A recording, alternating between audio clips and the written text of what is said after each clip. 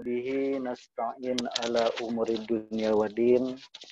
Wassalatu wassalamu ala asrafil anbiya'i wal mursalin. Sayyidina wa habibilna wa maulana Muhammadin wa ala alihi wa sahbihi azmain. Amma ba'd. Hadirin mutaramin, bapak-bapak, ibu-ibu yang dirahmati Allah, yang berbahagia.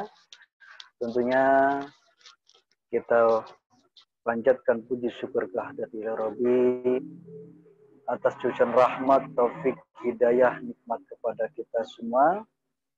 Wabil khusus dan paling utama nikmat iman, Islam, kesehatan, panjang umur, dan nikmat kesempatan, di mana saat ini sampai detik ini, pagi hari ini Allah masih memberikan kesempatan kepada kita untuk beribadah atau mengabdi kepada Allah. Alhamdulillah, salah satunya Allah masih memberikan luang waktu yang begitu sangat berharga untuk memperbaiki terus amal ibadah kita, memperbaiki kualitas ibadah kita. Tentunya dengan harapan semoga amal soleh kita, amal baik kita diterima oleh Allah Subhanahu wa Ta'ala. Amin ya Rabbal Alamin. Salawat dan salam tidak lupa kita haturkan, sanjungkan kepada junjungan alam, manusia paling sempurna, uswah kita, baginda Nabi besar Muhammad Sallallahu alaihi wasallam beserta keluarganya, para sahabatnya, para pengikutnya hingga akhir zaman. Yang insya Allah mudah-mudahan kita termasuk di dalamnya, umatnya dan pengikutnya yang akan mendapat syafaatul utma atau bantuan dari Rasulullah dengan izin Allah. Amin ya Rabbal Alamin. Baiklah Bapak-Ibu, sebelum saya mulai kajian atau sharing, bukan ya, saya kajian pada malam hari ini, pada pagi hari ini, tentunya karena masih suasana Idul Fitri, suasana Lebaran, saya atas nama pribadi, mungkin saya mohon maaf kepada Bapak Ibu, mungkin selama ini saya banyak berbuat salah, kekeliruan, baik yang tidak disengaja maupun tidak disengaja, yang tidak terasa maupun tidak terasa. Saya mohon maaf lahir dan batin, mina alaizin wal faizin, taqablahu mina wal minkum, taqablahu ya karim. Mudah-mudahan segala amal ibadah kita di bulan Ramadan dan sebelumnya dan yang akan datang diterima oleh Allah Subhanahu wa Ta'ala. Amin ya Rabbal Alamin.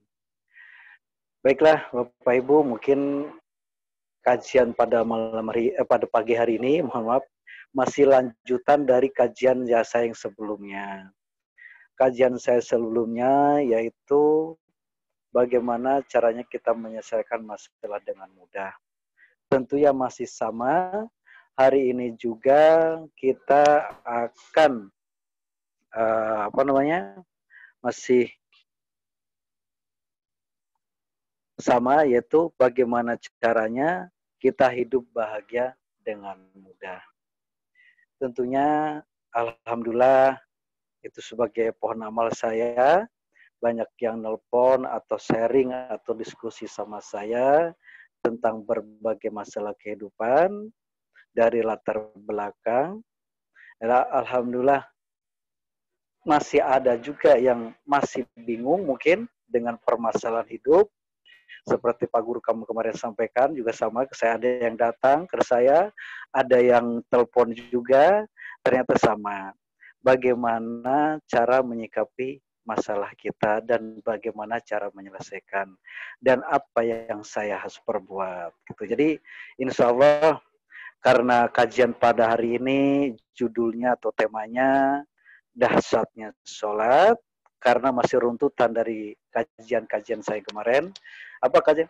Menyelesaikan masalah dengan mudah. Pertama, kenapa? Yang membuat soal kehidupan atau ujian itu Allah. Yang kedua, yang bisa menyelesaikannya juga Allah. Nah, ternyata kemarin pas saya masih pada bingung. Bingung kenapa? Seolah-olah kita yang menyelesaikan. Makanya ketika kita merasa tidak mampu menyelesaikan, ya pasti berat karena kita yang menyelesaikan.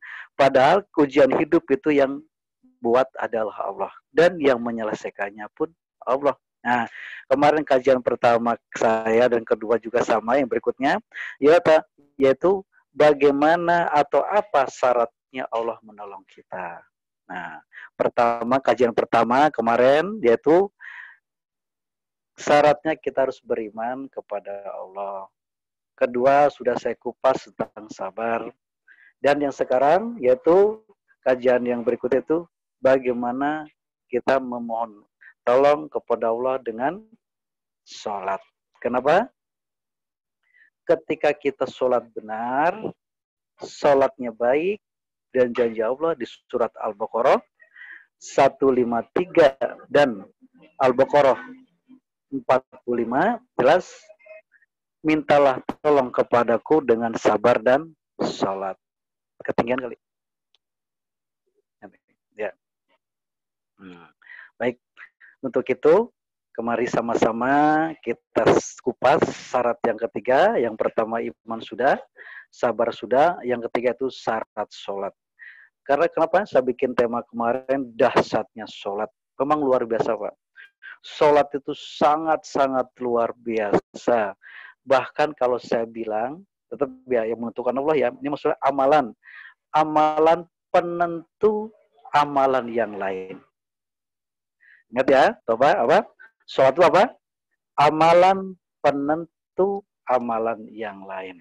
Nah, pertanyaannya, mungkin bisa dibuka untuk itu, untuk sparring, siapa tadi Pak Budi untuk Pak Eko? Bu, siapa ya? Saya mulai tanya jawab. Bu siapa? Bu Yati?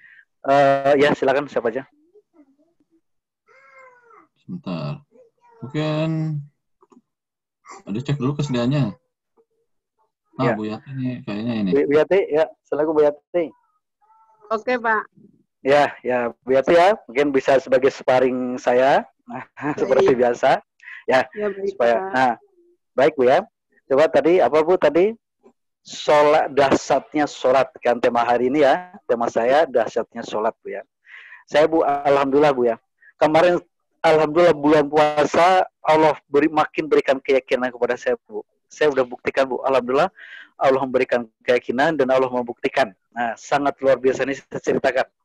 Bagaimana dahsyatnya ketika kita sungguh-sungguh dalam sholat. Nah, makanya saya temanya tuh pede aja. Karena saya kajian saya ya, yang diajarkan guru kita tuh, alhamdulillah Pak, saya sudah buktikan Pak, benar saya membuktikan, saya jalankan.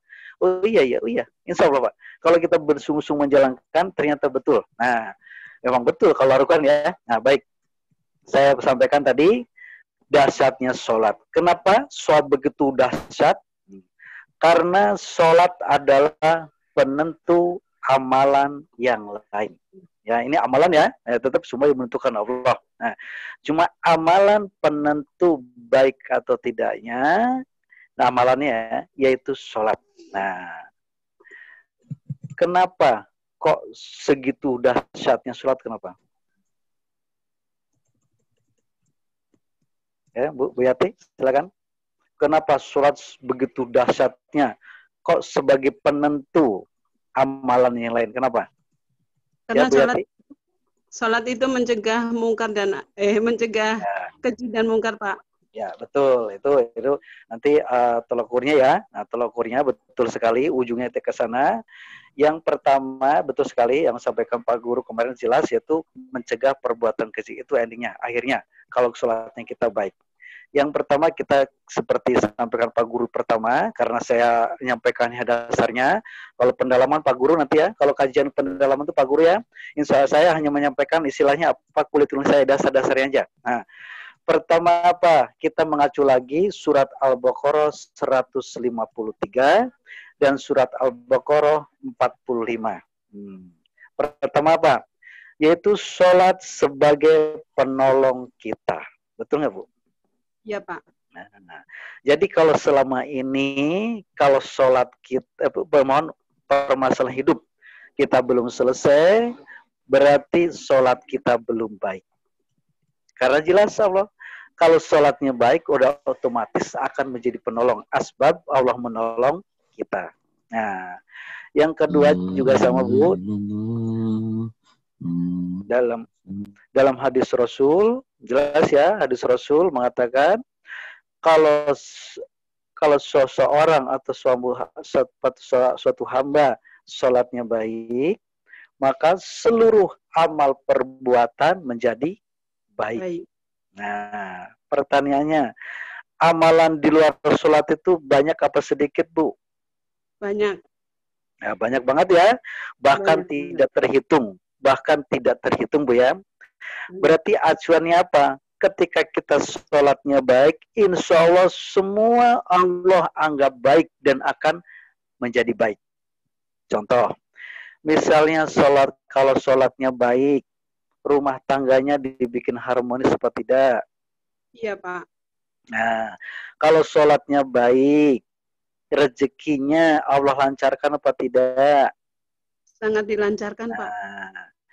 Kalau sholatnya baik, anaknya dibikin soleh dan soleh apa tidak? Ya, Pak. Nah, karena kenapa? Karena harus jadi amal, Bu. Betul nggak? Nah, makanya ketika sholatnya baik, ternyata semua Allah anggap baik. Nah, pertanyaan saya bilang temanya ya, makanya dahsyat nggak sholat, Bu? Dahsyat banget, Pak. Dahsyat banget ya. Makanya saking dahsyatnya, perintahnya pun sangat luar biasa, Bu. Mungkin kalau kalau pakai akal nggak terjangkau. Nah, di luar akal manusia, proses perintah sholat ya, ketika Isra Mi'raj, Isra Rasulullah, dimirajkannya ke Sidratul Muntaha, Bu, dalam satu malam, hanya untuk menerima perintah sholat. Jadi luar biasa nggak perintah sholat itu, Bu? Sangat luar biasa, Pak. Karena kenapa? Amalan satu-satunya yang langsung tanpa pelantara dari Allah langsung ke Rasulullah, yaitu sholat. Nah, kalau mungkin amalan yang lain tentang zakat, puasa melalui malaikat Jibril. Tapi kalau sholat langsung dari Allah Subhanahu wa Ta'ala tanpa pelantara, bayangkan. Makanya Rasul mengatakan, ingat ya, kalau sholat yang baik, semua amalan menjadi baik. Dan Allah berjanji, kalau sholat kamu baik, maka akan menjadi penolong kita. Nah, selama ini ternyata kita masih banyak, nah, makanya saya dengan dasar ini, masih banyak ya Bu, ini alhamdulillah saya datang orangnya atau melalui telepon, masih banyak yang mengeluh tentang kehidupan permasalahan hidup. Nah, biasanya kalau saya seperti Pak Guru bilang, sebelum saya ngoreksi yang lain, saya koreksi dulu sholatnya. Karena dasar ayatnya jelas Bu ya. Coba sekarang buka surat 70, surat Al-Ma'arij, ayat 19 sampai 22. Kenapa? Orang kok masih banyak mengeluh tuh kenapa? Silakan Bu. Bisa bantu saya mungkin Pak Eko? Ya, buka surat 70, surat Al-Ma'arij, ayat 19, ya 19 sampai 22. Nah, ini ada salah satu juga tolok ukurnya. Silakan, artinya aja Bu. Artinya aja ya Pak. Ya artinya aja Bu. Ya. Surat 19. Surat 70 ya. Silakan Bu, baca artinya. Ini untuk QS 70, surat ke-19. Ya, sesungguhnya manusia diciptakan bersifat keluh kesah lagi kikir.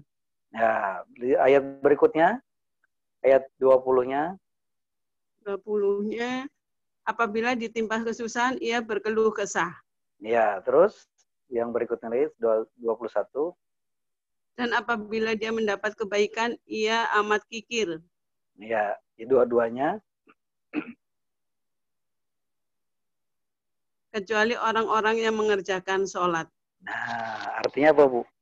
Manusia diciptakan dalam keadaan keluh kesah. Jelas ya? Ketika dia diuji oleh Allah, ditimpa musibah atau diberikan musibah, Dia apa Bu tadi? Berkeluh kesah. Nah, kenapa keluh kesah Bu? Kenapa? Karena ketika kita dikasih ujian oleh Allah masalah hidup, dia tidak selesai masalahnya atau tidak mampu menyelesaikannya, makanya mengeluh tidak. Nah, contohnya anak nakal atau mungkin masalah apa keluarga. Kenapa ya keluarga, betul nggak? Nah, jadi intinya apa? Pasti ketika manusia masalahnya tidak selesai, pasti berkeluh kesah. Betul nggak? Tapi ketika dikasih rezeki oleh Allah, nah, mulai itu sifatnya tuh angkuh, dia biasanya kikir. Nah, banyak ketakutan, betul nggak? Nah, kata Allah apa? Kecuali, siapa Bu? Kecuali tadi Bu, yang ada dua-duanya. Orang-orang yang sholat, Pak. Nah, yaitu orang-orang yang sholat, Bu. Berarti selama ini kalau kita masih berkeluh kesah, masih sulit menyelesaikan masalah hidup, masih bingung dengan masalah hidup, dengan permasalahan kita, dan kikir berarti dia belum sholat. Maksudnya sholatnya belum benar. Sholatnya sudah sholat, Bu. Secara fisik iya, secara lahiriah iya, tapi ternyata belum sholat. Karena kenapa? Kalau dia sholatnya benar, tidak mungkin Bu dia mengeluh. Kenapa? Karena permasalahannya mudah diselesaikan. Karena Allah yang menolong kita. Betul nggak?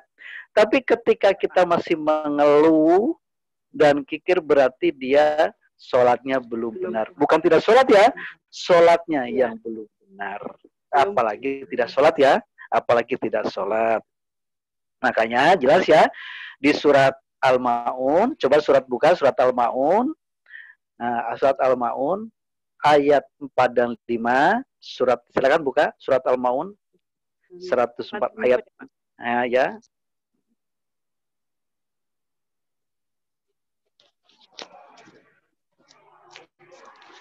Silakan. Surat 4 dan 5 ya, Pak? Ya, silakan Bu ya. Maka kecelakaanlah bagi orang-orang yang sholat. Nah, orang sholat tapi celaka Bu ya. Sholat nih Bu. Kita bercerita bukan tidak sholat ya. Insya Allah kalau tidak sholat udah celaka Bu. Namanya itu juga tidak sholat. Tapi kata Allah apa? Celakalah kecelakaan orang-orang yang sholat. Sholat tapi celaka. Nah, siapa mereka yang sholatnya celaka? Siapa mereka? Coba ayat 5-nya Bu.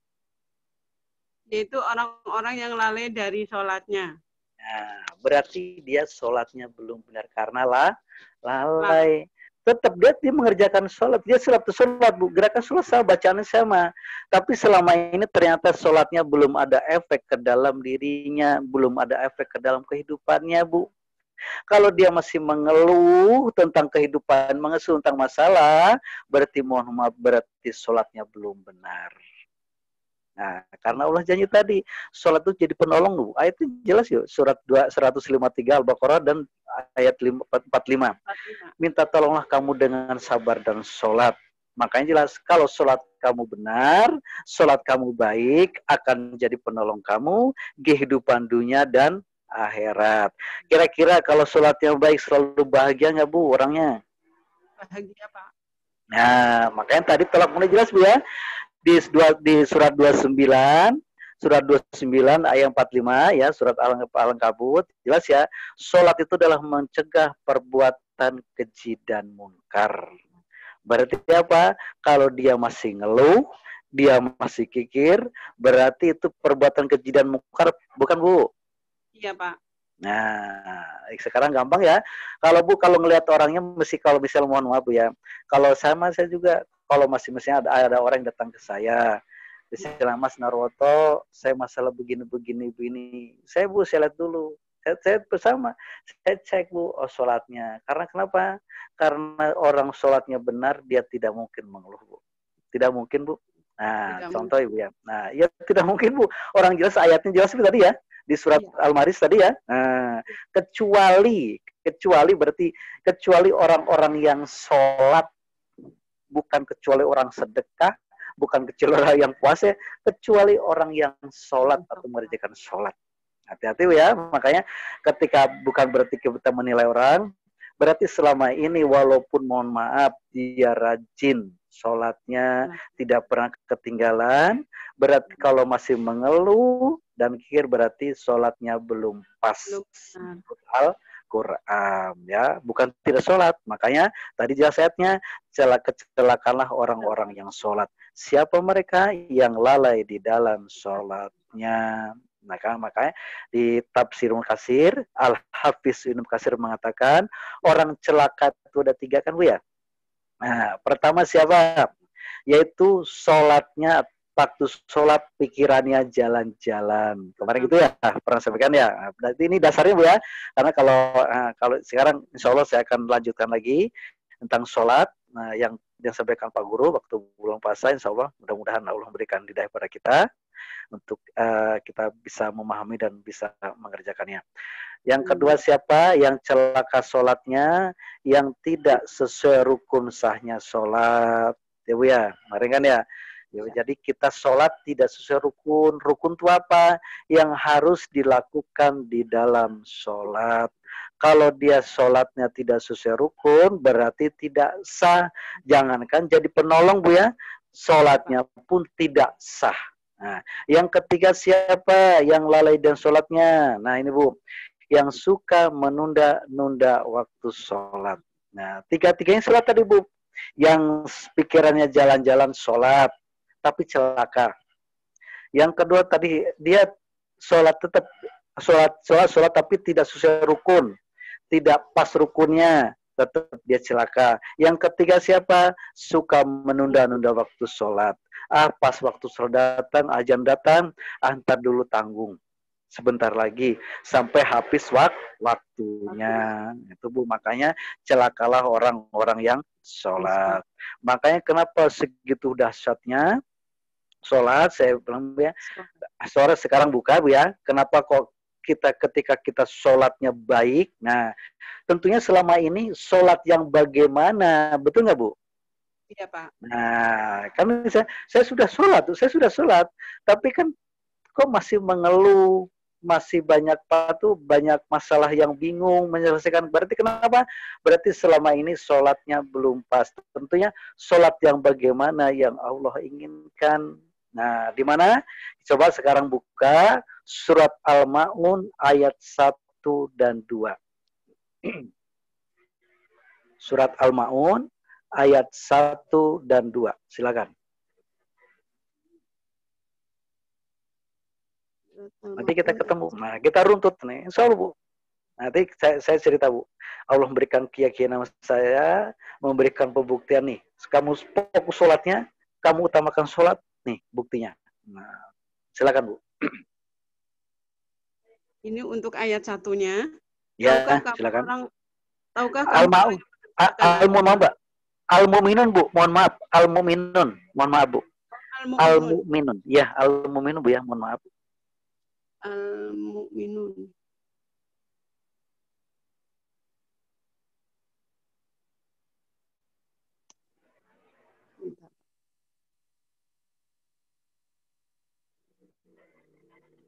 Al-Mu'minun. Al-Mu'minun ya. Ayat 1. Ada. Sebentar Pak. Ayat 40 ya? Ayatnya 40 Pak. Ya. Surat 40 ayat 1 gitu ya Pak? Ya, saya 1 dan 2 Bu. 1 dan 2. Al-Mu'minun.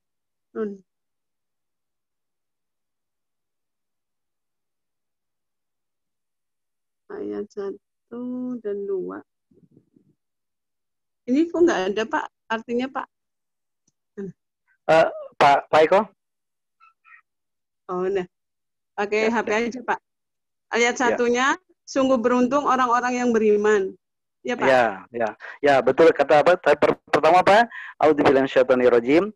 Qad aflahal mu'minun. Beruntunglah tuh, sungguh tuh nggak main-main ya. Allah mengatakan sungguh benar loh, kata Allah benar. Sungguh beruntung siapa mereka? Orang-orang yang beriman. Tapi siapa pertama yang beruntung orang beriman tuh? Silakan ayat 2-nya Bu. Yaitu orang yang yaitu orang yang khusyuk dalam sholatnya. Nah, sungguh Allah tuh tidak main-main. Kalau sungguh tuh benar-benar kata Allah, sungguh beruntung orang-orang yang beriman. Siapa mereka yang pertama kali beruntung orang beriman? Alladzina fi sholatim khoshi'un, yang khusyuk di dalam sholatnya.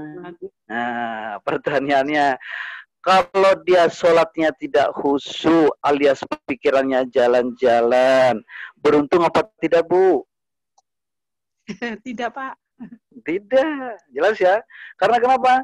Karena jelas sih Allah mengatakan beruntung orang beriman. Makanya tadi kan jelas runtutannya ya. Pertama tadi sholatnya sholat yang bagaimana sebagai penolong. Ternyata sholat kita sholat yang khusyuk. Kenapa sholat khusyuk? Karena tadi jadi orang beruntung. Kenapa beruntung? Karena sholatnya jadi penolong. Bayangkan, Bu. Nah, berarti selama ini kalau sholatnya kita khusyuk, berarti sholat kita tidak jadi penolong. Nah, rugi, Bu ya? Sama bacaannya sama, gerakannya sama, rukunnya sama, semua sama, sunahnya sama. Tapi kalau yang satu sholatnya khusyuk jadi penolong, yang satu lagi sholatnya tidak khusyuk, tidak jadi penolong. Nah, itu makanya dalam kehidupan dia bingung. Karena sholatnya tidak ada efek ke dalam dirinya. Tidak ada efek apa tolongnya. Tidak mencegah perbuatan keji dan mungkar. Karena ketika mengeluh, berarti permasalahannya sulit diselesaikan. Betul nggak? Nah, rugi, Bu ya. Nah, saya bilang tadi ya. Ternyata sholat juga, Bu, dahsyatnya luar biasa, Bu. Nah, nih, mohon maaf ya, bagi yang banyak hutang, bagi yang rezekinya lagi mohon maaf ya, ini tergantung porsinya ya, maksudnya tergantung kan keadaan manusia kan kebutuhan beda-beda, Bu ya. Nah, bagi yang pusing tentang rezeki ternyata apa? Ternyata sholat itu bisa mendatangkan rezeki, Bu. Nah, luar biasa, Bu. Nah, sekarang buka surat Toha ayat 132. Silakan, Bu. Surat 20 ayat 132. Surat Toha 132 Surat ya, Toha. Pak? Iya, betul.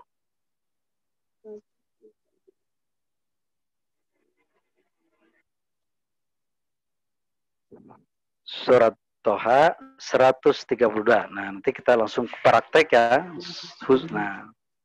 Dan perintahkanlah kepada keluargamu mendirikan sholat, dan bersabarlah kamu dalam mengerjakannya. Kami tidak meminta rezeki kepadamu, kamilah yang memberi rezeki kepadamu. Dan akibat yang baik itu adalah bagi orang-orang yang bertakwa. Betul, luar biasa nggak, Bu? Perintahkanlah kepada aku sholat. Bukan perintahkanlah cari rezeki ya? Allah nggak mau katakan begitu ya? Perintahkanlah kepada keluargamu sholat. Kata Allah apa? Aku yang akan memberi rezeki kepadamu. Kata Allah, bukan kamu yang memberi rezeki kepadaku. Berarti sholat bisa mendatangkan rezeki nggak, Bu? Iya, Pak. Ya Allah, udah otomatis, Bu ya. Makanya ketika sholatnya baik, otomatis insya Allah akan mendatangkan rezeki, Bu. Udah otomatis, Bu. Bener, Bu. Saya kemarin, alhamdulillah, bulan puasa, Bu. Allah berikan saya keyakinan luar biasa.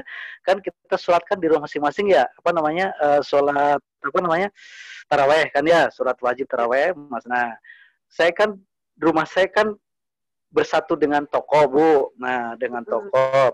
Jadi otomatis toko saya buka ya kan, karena supaya udara masuk ya. Nah, otomatis kan tetap aja kalau toko bukan orang kan datang beli ya. Nah, tapi di dalam saya sholat dengan keluarga saya, dengan anak istri saya, semua sholat. Nah, ketika sholat, Bu, kan ada aja yang datang untuk beli, Bu.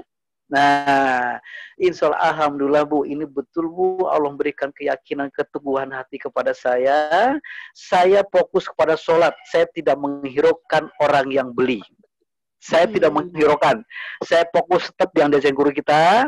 Seperti dasar kamu kemarin, fokus saya bersama Allah. Pokok terus saya lakukan. Saya nggak peduli orang istilahnya beli misi biarin. Saya nggak pedulikan, Bu. Nah, kan kalau secara kan saya gitu ya, tapi nggak. Saya yakin Allah memberikan keyakinan, Allah mudah saja memberikan rezeki yang lebih banyak atau mendatangkan pembeli lebih banyak. Saya itu yakin, makanya saya nggak peduli orang teriak-teriak. Nah, akhirnya apa? Betul, Bu.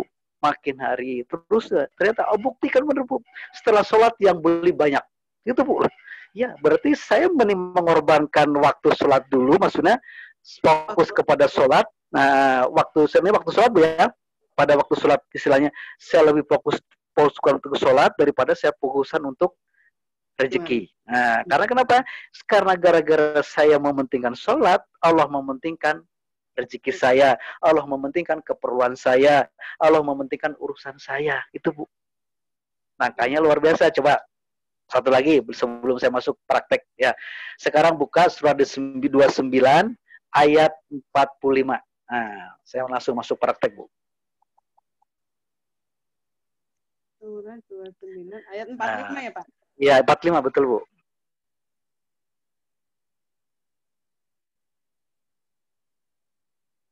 Bacalah apa yang telah diwahyukan kepadamu, yaitu Alkitab Al-Quran, dan dirikanlah sholat. Sesungguhnya sholat itu mencegah dari perbuatan-perbuatan keji dan mungkar.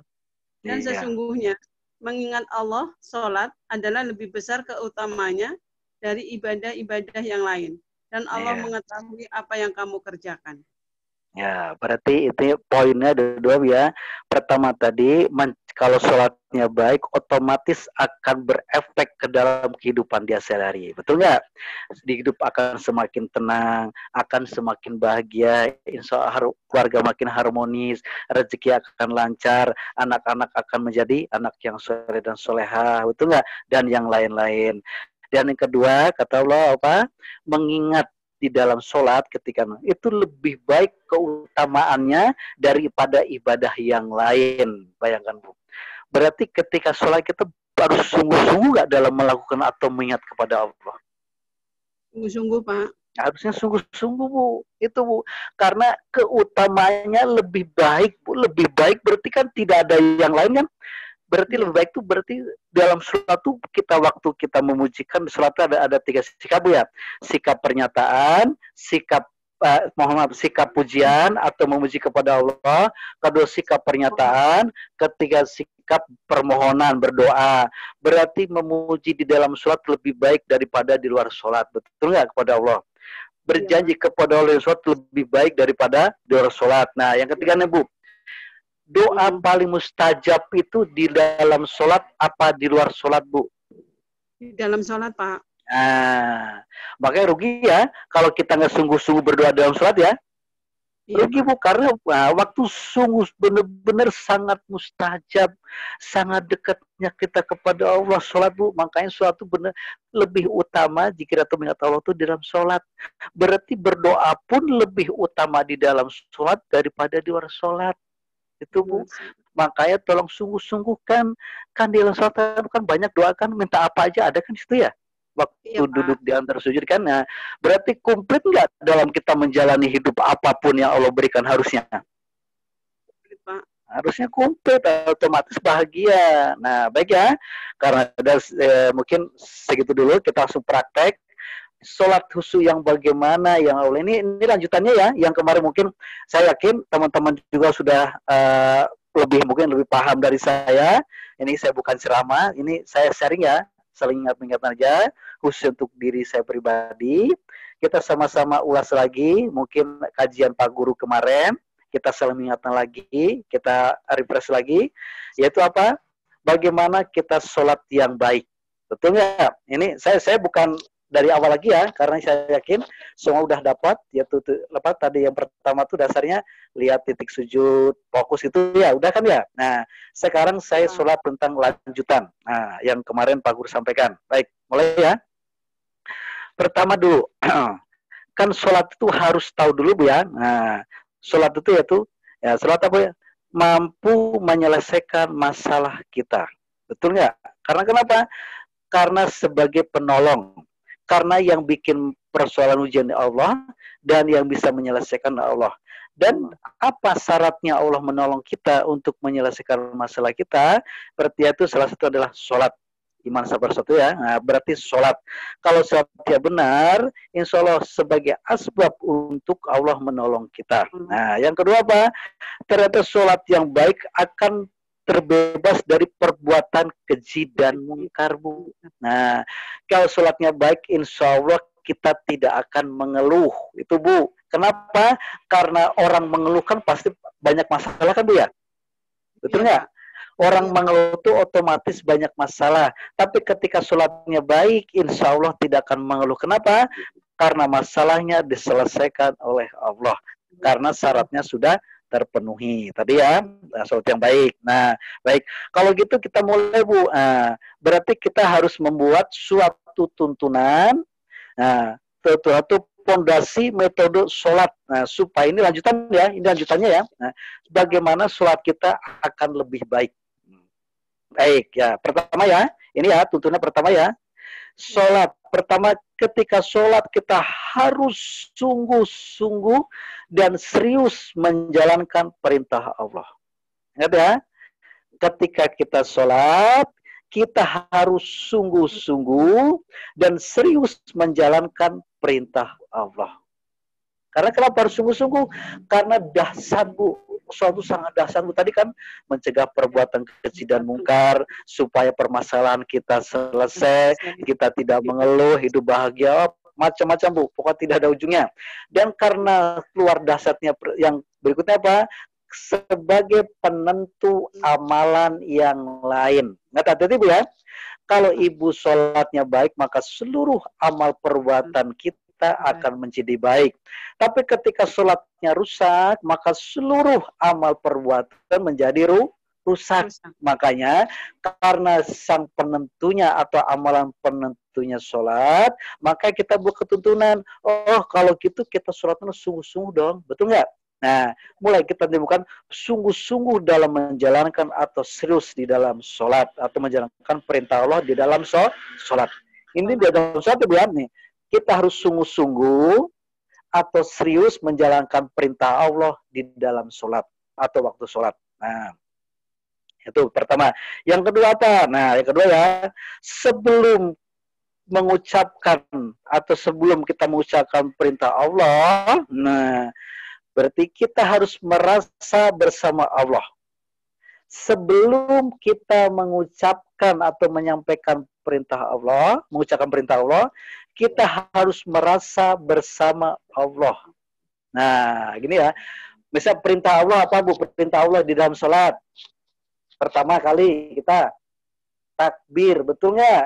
Ya, setelah niat, nah takbirnya. Nah, ketika kita waktu takbir tadi, Bu, sungguh-sungguh Bu, benar itu apa namanya? Harus merasa kita bersama Allah.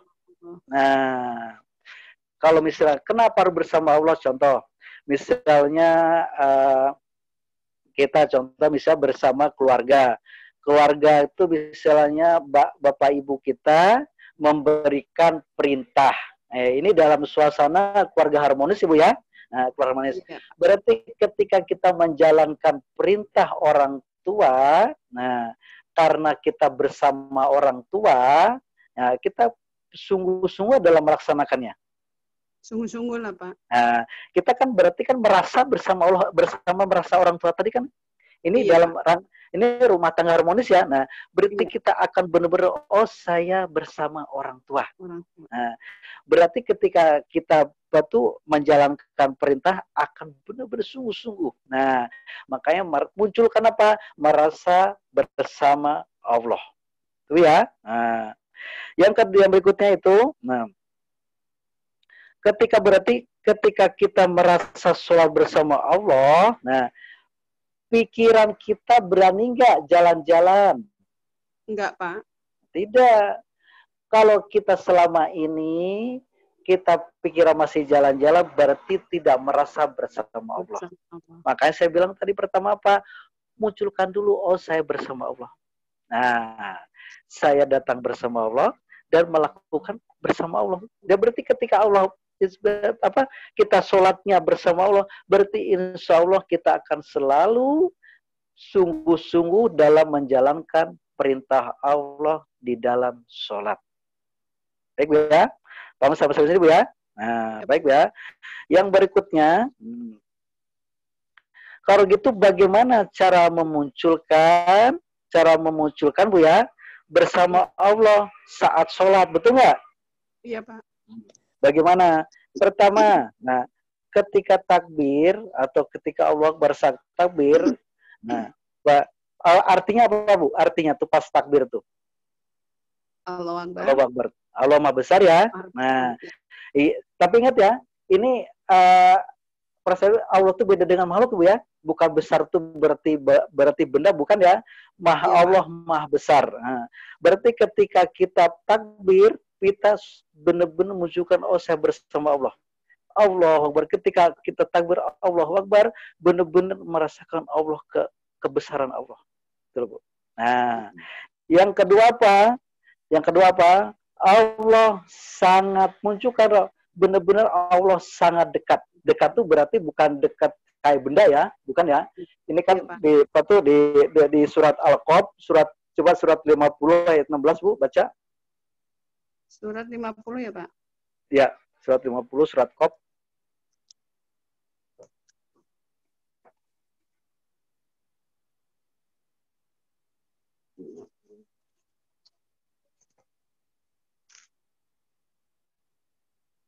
Dan sesungguhnya kami telah menciptakan manusia dan mengetahui apa yang dibisikkan oleh hatinya. Dan kami lebih dekat kepadanya daripada urat leher. Nah, berarti Allah sangat dekat nggak, Bu? Ya, dekat banget, Pak. Nah, kalau kita merasa dekat, berani nggak kita sholatnya cepat-cepat? Berani nggak kita mengucapkan seenaknya atau cepat-cepat? Nggak kan ya? Karena berarti dekat itu bukan dekat benda, bukan ya? Ini dekat. Dekat itu berarti tidak apa ya? Pokoknya dekat aja, Bu. Dekat itu benar-benar kita tuh benar. Makanya sholat itu pertama apa? Kata Rasul, ketika sholat itu tuh seolah-olah kita menghadap kepada Allah. Nah, seolah-olah tuh kita melihat Allah. Karena kita tidak bisa melihat Allah, nah, merasa diawasi oleh Allah. Nah, kalau kita berarti merasa diawasi kan berarti sangat dekat gitu, Bu ya. Merasa diawasi benar-benar berarti terpantau, terlihat. Atau berarti ketika kita dipantau oleh Allah, selalu dilihat oleh Allah, berarti karena Allah dekat tadi, berani nggak kita sholatnya cepat-cepat? Enggak, Pak. Nah, berarti intinya apa? Kita akan muncul rasa sopan santun, rasa benar-benar sungguh-sungguh bahwa saya itu benar diawasi oleh Allah. Makanya ketika kita sholatnya cepat-cepat, sholatnya seenaknya, itu berarti tidak merasa diawasi oleh Allah, jadi berarti tidak merasa Allah itu dekat. Nah, sekarang buka surat Al-Baqarah 186.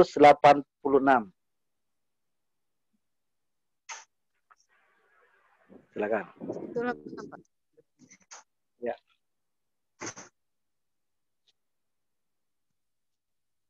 Kenapa? Ya, Al-Baqarah 186. Dan apabila hamba-hambaku bertanya kepadamu tentang aku, maka jawablah bahwasanya aku adalah dekat. Aku mengabulkan permohonan orang yang berdoa apabila ia memohon kepadaku. Maka hendaklah mereka itu memenuhi segala perintahku dan hendaklah mereka beriman kepadaku agar mereka selalu berada dalam kebenaran. Berarti karena Allah dekat tadi, Bu ya, Allah dekat dan Allah pasti akan mengabulkan permohonan kita. Berarti ketika sholat itu kita tuh bersama Allah tuh sungguh-sungguh, Bu, dalam mengucapkan kita pujian kepada Allah, pernyataan kepada Allah, permohonan kepada Allah. Sungguh-sungguh nggak, Bu? Harus sungguh-sungguh, Pak. Harusnya sungguh-sungguh, Bu ya. Makanya manfaatkan sebaik-baiknya, Bu, dalam sholat, Bu. Benar, Bu, ini karena sholat sangat-sangat luar biasa, Bu, sebagai tiangnya agama, tiangnya amal kita. Berarti lakukan dengan sebaik mungkin, seserius mungkin. Karena ketika sholatnya kita di dalam sholat, merasa saya bersama Allah, sudah kita tuh bersama Allah, insya Allah, Bu, kita terapkan dalam kehidupan kita juga, Bu. Nah, ketika sholat sama, saya bersama Allah. Ketika selesai sholat, ibu selalu merasa bersama Allah. Berarti tingkah laku ibu tuh berani nggak seenaknya? Tidak, Pak. Nah, berarti kan akan seolah-olah apa? terkunci gitu kan ya. Nah, terpantau oleh Allah. Jadi dia akan selalu berhati-hati dalam menjalani kehidupan. Insya Allah Bu, hidup kita akan selalu bahagia karena kita selalu bersama Allah tadi Bu. Nah, baik.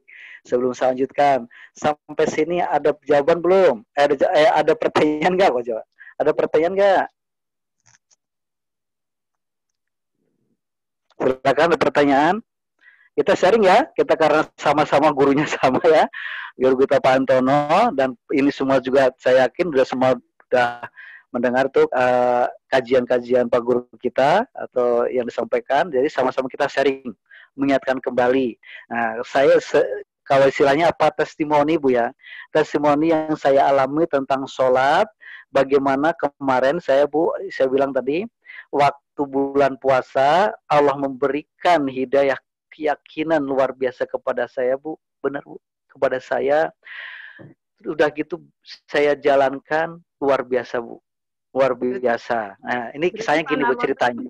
Berarti Pak Narwato pada saat sholat itu kan warung terbuka ya Pak? Terbuka Bu, sangat terbuka Bu. Orang kan pintunya itu kan rolling door-nya di situ Bu.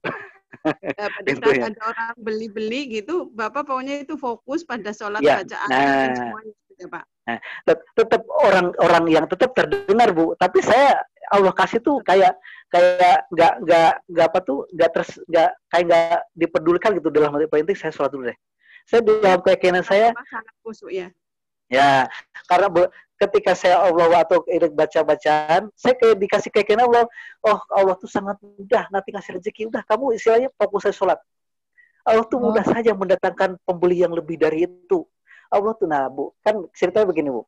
Semua mungkin teman-teman juga merasakan ya, waktu awal-awal Ramadan kan kita semuanya pada ini ya, pada mungkin yang dagang agak stuck ya, agak down ya, karena sepi ya. Karena mungkin saya juga seperti biasa Bu, kok belum istilahnya belum ada orderan, belum ada pesanan, biasa kan kalau biasanya awal Ramadan dan masuk Ramadan tuh udah mulai banyak pesanan.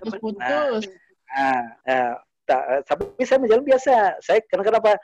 Bukan saya aja kan gitu kan? Bukan saya aja semuanya. Akhirnya tetap saya jalanin walaupun istilahnya tetap saya kerjakan pekerjaan setiap hari seperti saya nungguin toko istilahnya apa ya istilahnya semualah kerjakan di toko. Seperti biasa berarti ya Pak. Seperti biasa. Nah, saya Allah kasih keyakinan kan karena kan pintunya kan satu jadi rolling door gitu ya. Nah, walaupun di dalamnya ada pintu lagi. Cuma kalau ditutup biasanya panas, gitu kan. Nah, biasa istilah hawanya tuh agak inilah. Nah, akhirnya kan selalu dibuka pintu rolling door dua-duanya tuh. Nah, supaya hawanya tuh segar gitulah. Kalau udara kan lain ya segar ya. Nah, akhirnya apa? Kan pasti otomatis kan yang beli datang ya Bu ya. Otomatis dia tuh beli datang. Namanya juga toko kebuka ya. Yang beli ada aja. Walaupun kan ada yang sholat, ada yang enggak kan ya. Nah, mereka datang biasa kan misi assalamualaikum. Nah, tapi ketika saya sholat, Allah kasih saya tuh keyakinan Bu. Nah, saya tuh tidak terfokus kepada pembeli, gitu loh Bu. Tetap terdengar Bu, orang namanya telinga tetap dengar ya. Nah, tapi Allah kasih hati saya karena saya keyakinan. Ini loh, saya berpatokan ini Bu. Sebagai penolong, sholat itu sebagai penolong. Pertama, kedua apa? Di surat Toha tadi Bu ya, perintahkanlah keluargamu sholat. Untuk sholat, aku yang memberi rezeki kepadamu, bukan kamu yang memberi rezeki kepadaku. Itu istilahnya Allah nantang nggak Bu kalau gitu Bu? Iya Pak. Nantang banget loh, kita kok masih seenaknya gitu istilahnya seolah-olah sholat itu ala kadarnya kan aneh kan? Nah, saya Allah kasih sungguh-sungguh, akhirnya tetap saya sholat. Ya udah, Allah tuh sangat mudah memberikan pembeli lebih dari itu. Allah sangat mudah memberikan rezeki lebih dari itu. Nah, tetap sholat. Tenang aja saya Bu, tenang aja. Ada yang sabar nungguin, kan yang beli biasa gitu kan. Ada yang sabar nungguin, ada yang langsung pergi karena saya nggak keluar-keluar. Saya kerjakan. Nah, mungkin ngelihat saya sholat ngelihat kayaknya, tapi saya nggak peduli, tetap saya fokus pada bacaan sholat, saya istilahnya fokus kepada yang saya ucapkan, karena masih waktu belum dikasih bersama, kalau nggak salah tuh belum kasih bersama. apalagi udah dikasih bersama Allah, udah makin mantap lagi, Bu. Nah, ketika itu benar, Bu. Mulai akhir, ya istilahnya, sesudah sholat, Bu. Nah, itu, Bu. Saya yakin itu, Bu. Sesudah sholat tuh makin banyak yang beli, Bu. Jadi hitungannya detik ya, Pak? Hitungannya nggak berhari, tapi waktu itu juga hari yang sama, itu, Bu. Nah, kan saya kalau udah dibuktiin gitu, makin pede selesai kan, Bu. Alhamdulillah, Bu. Saya sama keluarga, kalau istilahnya tiap hari sholat, kita istilah berjamaah, ngaji berjamaah, saya tadarusan sama anak istri berjamaah gitu, Bu. Setiap hari, Bu. Alhamdulillah waktu bulan puasa tuh, alhamdulillah, Bu. Nah, saya kerjakan itu apa ternyata? Betul. Allah tuh janjinya benar. Makanya kita fokusan tadi, Bu. Karena saya juga keyakinan yang sampaikan Pak Guru juga, udah sering berulang-ulang. Ingat loh, Allah menciptakan kita tuh bukan untuk kalian, untuk ibadah loh. Di surat itu loh, Al-Zariyat ya, surat Mas Firman kan, dan tidak menciptakan jin dan manusia hanya atau semata-mata untuk beribadah atau mengabdi kepada Allah. Berarti ketika Allah menciptakan kita bukan untuk bikin rezeki, Bu. Karena rezeki sudah dijamin. Nah, di surat Hud ya, ayat 5 kan ya, surat Hud ayat 6 kan ya. Nah, Allah menjamin rezeki tiap-tiap makhluk. Hewan melata atau yang tidak bisa ngasih rezeki atau yang tidak bisa mencari rezeki, Allah jamin rezekinya. Apalagi kita yang normal, Bu. Nah, kan berarti harusnya lebih pede lagi kan? Lebih yakin lagi kan? Nah, mulai itu makanya ketika sholat, Bu, udah, Bu, jangan mikir yang lain. Sama, Bu, saya tidak bohong, Bu ya. Saya pembuktian, ini kisah nyata, Bu. Saya ada 2 teman, Bu. Yang satu dua-duanya sama pedagang. Dua-duanya sama pedagang, Bu. Nah, yang satu istilahnya ketika Allahu Akbar langsung tutup pintu, rolling door-nya. Itu kisah nyata, Bu. Nah, satu komplek dengan saya, yang satu beda komplek. Nah, yang satu pas Allahu Akbar azan langsung tutup rolling door, dia langsung sholat pergi ke masjid. Yang satu lagi dia pas sholat itu, pas Allahu Akbar dia mementingkan karena ramai ya, dia tetap bekerja melayani pembeli. Sama-sama, Bu, dua-duanya ramai, Bu. Yang satu tetap ramai, Bu. Yang satu juga ramai. Yang tadi pas sholat dia mau banyak beli mau enggak dia nggak peduli, tetap tutup. Nah, kan paling berapa menit ya. Nah, tapi apa, Bu? Kenyataan hidupnya, Bu. Perjalanan hidupnya, Bu. Itu kisah nyata, Bu. Yang satu hidupnya alhamdulillah, Bu, berjalan dengan baik, bahagia, rezeki lancar. Yang tadi pas Allahu Akbar tutup gerbang, tutup rolling door, masuk sholat. Yang satu lagi, Bu. Nah, yang satu lagi pas Allahu Akbar karena rame, kan sayang biasanya ya. Dia tetap melayani. Akhirnya sholatnya kan antar dulu. Akhirnya, Bu, hidupnya morat-marit, Bu, betul, Bu, nggak bohong. Itu kisah nyata yang saya lihat, saya dari sendiri ya. Oh iya, ini perbedaannya. Allah menjamin benar ya. Nah, makanya udah gitu kan kita harus makin yakin kan tentang sholat kan ya. Iya, Pak. Nah, itu, Bu. Maka sholat itu amalan. Tetap Allah menentukan amalan itu ya. Amalan penentu amal yang lain. Nah, seperti kemarin Pak Guru pernah sampaikan apa? Misalnya Bapak Ibu minggu depan ulangan matematika. Sekarang tuh harusnya fokusnya belajar matematika atau sejarah?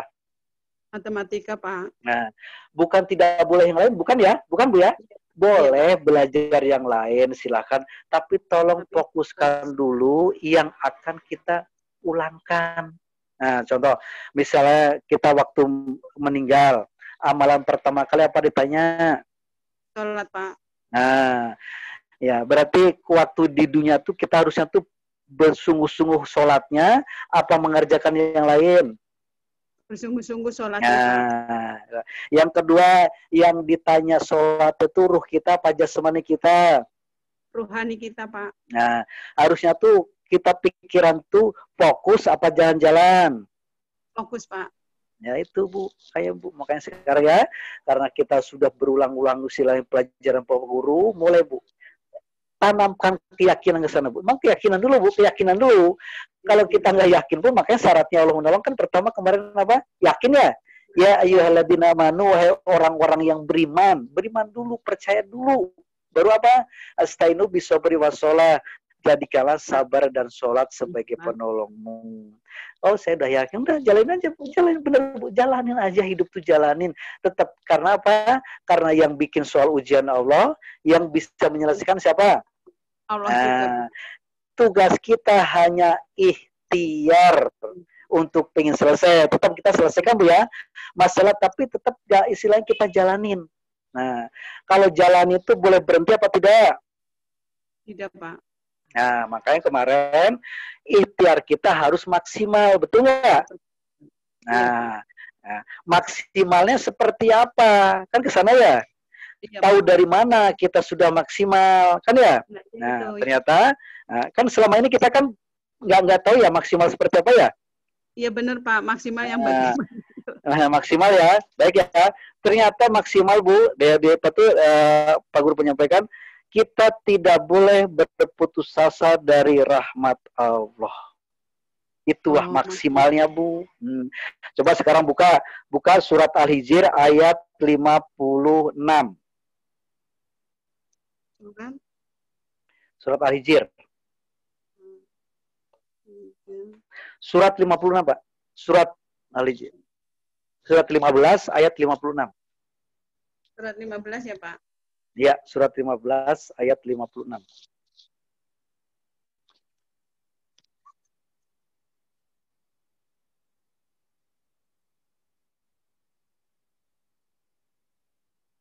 Ibrahim berkata, ya, tidak ada orang yang berputus asa dari rahmat Tuhannya, kecuali orang-orang yang sesat.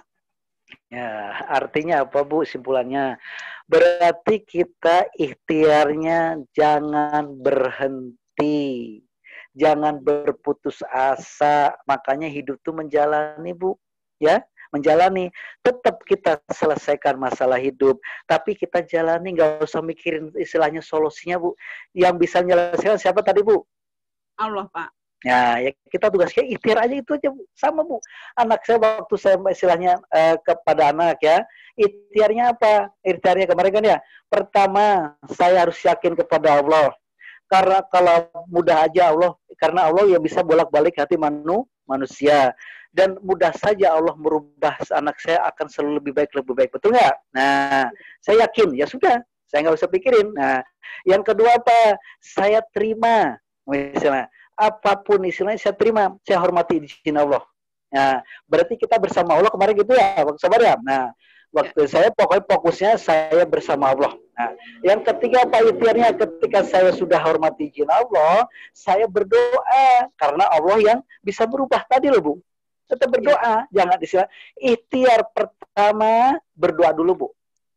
Berdoa dulu ya. Nah, berdoa dulu ya, Pak. Ya otomatis, Bu, kita kalau sudah bersama kan kita sudah dekat sama Allah kan ya? Kan bersama Allah tadi, Bu. Nah, makanya sholat apa kita tuh bersama Allah tadi, Bu. Makanya kita waktu aplikasi di luar sholat, mulai, Bu, kita apapun harus bersama Allah. Ketika kita bersama Allah, nah, baru apa? Berdoa. Karena ketika bersama otomatis kan doa dikabulkan ya? Bersama lah, Bu. Berarti kan dekat ya? Nah, saya mohon, ya Allah tolong saya, ya Allah bimbing saya, ya Allah saya nggak mampu, ya Allah sudah tolong anak saya, beri taufik daya, supaya lebih baik, lebih soleh-soleha. Kan enggak? Nah, ketika kita sudah berdoa sama Allah, nah berikutnya apa? Kasih contoh yang baik dulu, Bu. Kasih contoh, Bu. Contoh yang baik. Nah, misalnya, sama, Bu. Misalnya anak saya misalnya suka ngaji, mau nyuruh ngaji. Ya, saya harus ngaji dulu, Bu. Baca Al-Quran.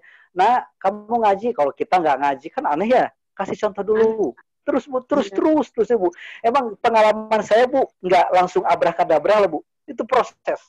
Anak saya langsung terekam, Bu. Saya dari dulu, saya walaupun istilahnya hanya bacain surah sedikit-sedikit ya, tapi anak saya pikirnya, ayah tuh ngaji terus. Dia tuh akan ikut, Bu. Akan ikut lama-lama, Bu.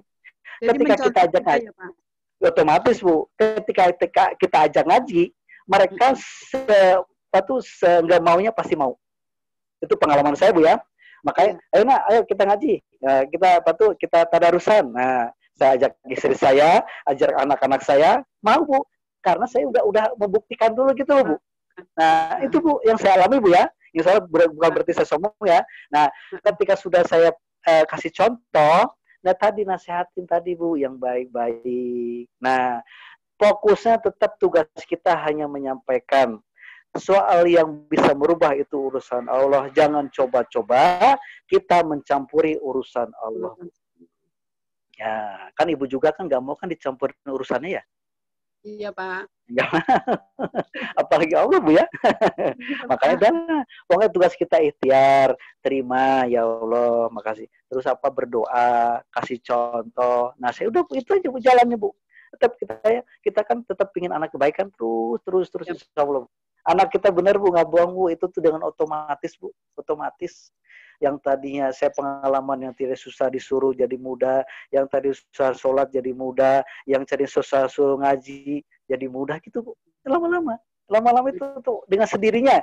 Nah, sampai kapan ya? Tadi sampai kapan? Nah, gitu kan ya? Sampai kapan? Pertama kita jangan putus asa. Ikhtiar maksimal kita tahu dari mana maksimalnya ketika kita tidak berputus asa itu maksimal Bu. Oh, yang makanya disebut maksimal itu tidak putus asa itu ya Pak? Betul Bu. Disebut maksimal menurut saya itu ketika kita tidak berputus asa itulah maksimal Bu. Itu kan Allah yang menilai kan ya. Nah, kita juga harus tahu maksimal saya di mana. Oh, saya terus jalankan karena hidup menjalani, ya saya berarti berjalan. Berjalan tuh tidak boleh berhenti atau berputus asa. Makanya kalau kita ketika berputus asa dari rahmat Allah, berarti termasuk orang yang sesat. Nah, itu Bu. Salah Bu ya. Baik, ada pertanyaan? Ada pertanyaan? Mungkin jam berapa sekarang? Jam 11.15. 17 ya. Silakan, ada tanyakan silakan Bu.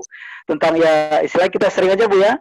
Ya kita tukar pikiran atau tukar pengalaman sharing kehidupan Bu ya. Bagaimana ini begini Bu ya. Soal kehidupan kan masalah kan sesuai takaran masing-masing Bu ya. Nah, contoh gini. Misalnya, contoh ginilah. Misalnya saya dagang. Terus misalnya omset istilahnya keperluan saya misalnya cuma istilah ratusan atau jutaan. Kan kita istilahnya jangan mimpi di siang hari, maksudnya tuh jangan terlalu berangan-angan tinggi. Oh, supaya gimana cara istilahnya omset kaya saya miliaran gitu Bu ya. Padahal barangan dagangan kita nggak sampai segitu gitu loh Bu. Jadi disesuaikan. Jadi ya saya kebutuhan segini alhamdulillah terpenuhi terus Bu gitu loh Bu. Nah, gitu Bu, jangan ya. Mungkin ya kalau miliar lagi. Kalau disesuaikan. Makanya tenang saja Bu. Yang penting kita bahagia. Ya, silakan kalau ada pertanyaan. Ya Pak. Ya Bu, gimana? Ya berarti kan sesuai yang apa kita punya, nggak mungkin kan misalnya kita kan masa hasilnya miliaran kan nggak mungkin. Iya betul. Gitu Bu, makanya disesuaikan. Makanya jangan minta siang di malam hari. Ya loh Bu. Harus mengukur diri gitu loh Bu ya. Minta siang di malam hari kan aneh Bu ya. Gitu. Disesuaikan lah Bu. Dan otomatis Allah tuh akan janji itu pasti benar Bu. Allah tuh pasti mengabulkan. Yang penting yang penting syaratnya terpenuhi. Kalau saya gitu Bu. Nah kalau saya tuh ya istilahnya apa ya? Mohon maaf ya. Saya bilang kemarin ya. Saya ulang-ulang supaya untuk pembelajaran aja Bu ya. Untuk pembelajaran ya. Saya ulang-ulang tuh supaya hidup tuh begini loh gitu loh Bu. Nah, misalnya saya dulu pernah cerita ya. Ketika saya di Sukupatu silaturahim ke guru saya ke rumahnya. Nah, saya kan waktu sendiri Bu. Saya curhat sama guru saya gitu loh Bu. Nah, Pak Guru, saya tuh orangnya nggak suka emosi. Nanti bisa diterapkan ke anak, ke suami, atau ke istri semuanya Bu ya, ke orang tua semua. Saya orangnya nggak suka emosi. Tapi ketika dipancing, saya lebih emosi lagi gitu loh Bu. Saya nggak suka emosi, tapi ketika istri saya marah-marah, saya lebih marah lagi gitu loh Bu. Nah, ketika gitu, kata guru saya, oh gitu ya Mas Naroto, iya Pak. Nah, akhirnya gini Mas Naroto coba renungkan. Mas Naroto tahu tidak api itu panas? Tahu Pak Guru? Nah, kalau tahu api itu panas, mau nggak pegang? Tidak Pak Guru, betul nggak? Ada nggak yang berani pegang api kalau tahu panas? Nggak ada Pak. Tidak ya. Nah, berarti kedua. Baik. Misalnya istri marah-marah atau anak marah-marah atau suami marah-marah, itu bisikan siapa? Setan, Pak. Nah, terus kita marah-marah. Bisikan siapa? Setan juga, Pak. Nah, jadi setan itu ngapain, Bu? Panas. Reunian, Bu. Reuni, Bu. Makanya masalah nggak selesai itu, Bu. Karena setan ketemu setan.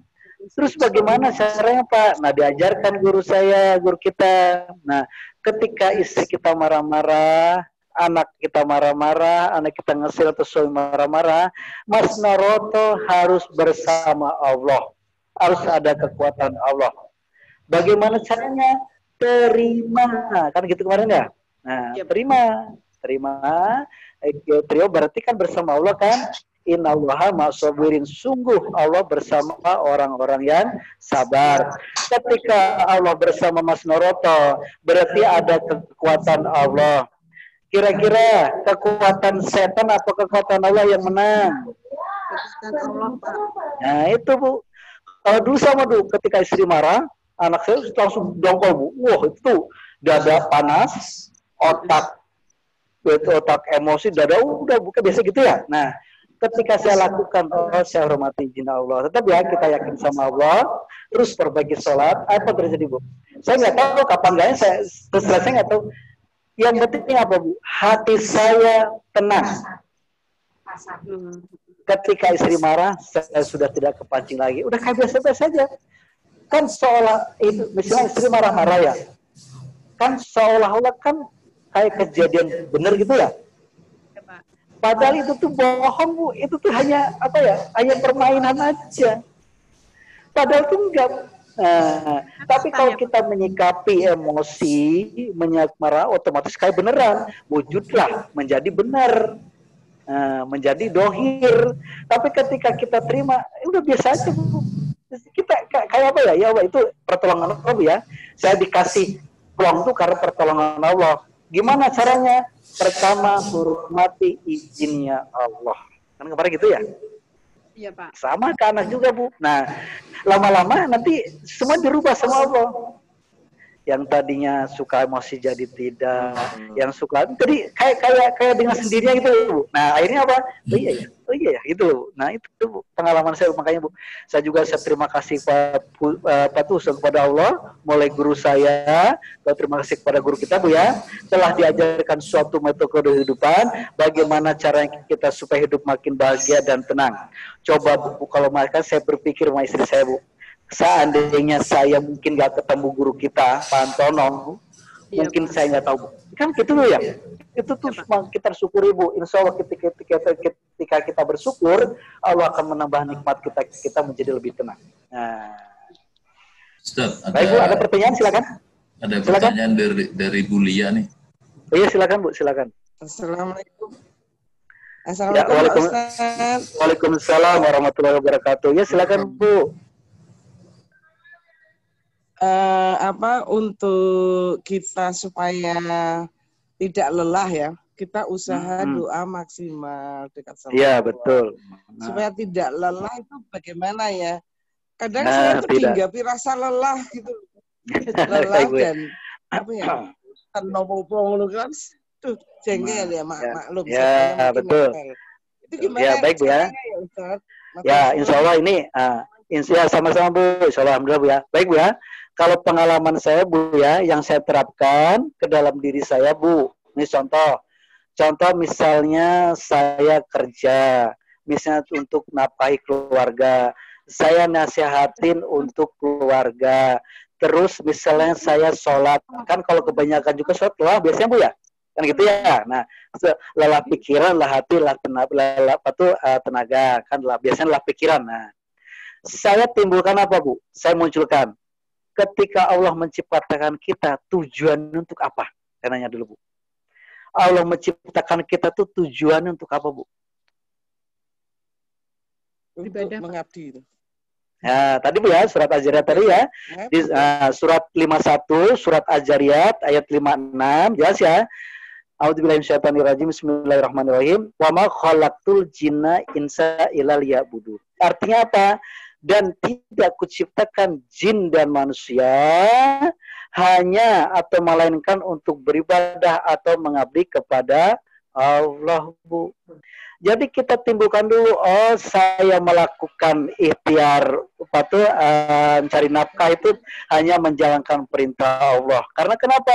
Toh rezeki itu Allah yang sudah menjamin. Saya menasehati anak, menasehati istri, itu bukan dalam rangka merubah, Bu. Karena yang bisa merubah siapa? Yang bisa merubah siapa?